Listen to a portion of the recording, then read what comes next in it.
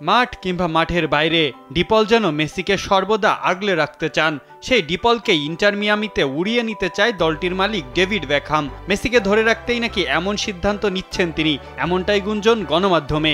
কিন্তু অনেকেই ধারণা করছেন 2026 বিশ্বকাপের দিকে এখনই চোখ রাখা শুরু করেছেন মেসি। তাই তো নিজে তো থাকছেনই, মিয়ামিতে উড়িয়ে আনছেন তার বডিগার্ড খ্যাত ডিপলকেও। কিন্তু কেন অ্যাটলেটিকো মাদ্রিদের হয়ে উড়তে থাকা ডিপল কেন হুট করেই আসতে চান আমেরিকান লিগে?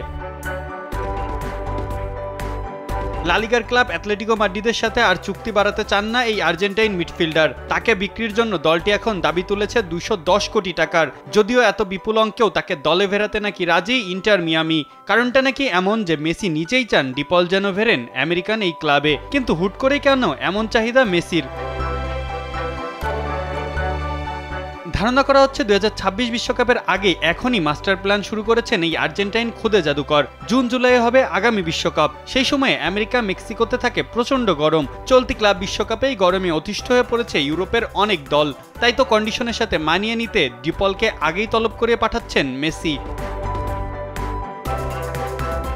আগামী বছর বিশ্বকাপের সময় মেসির বয়স হয়ে যাবে 39। আগের মতো আর ছুটতে পারবেন না তিনি। গত বিশ্বকাপের মতো আগামী বিশ্বকাপে মেসির ডিস্টেন্স কভার করার দায়িত্ব থাকবে ডিপলের কাঁধে। হুট করেই যেন এসে হাঁপিয়ে না ওঠেন সেদিকেই হয়তো এখন মনোযোগ মেসির। কেননা ডিপল মেসির ব্যাকআপ না দিতে পারলে যে হযবরল হয়ে যেতে পারে আর্জেন্টিনার দলীয় কৌশলে।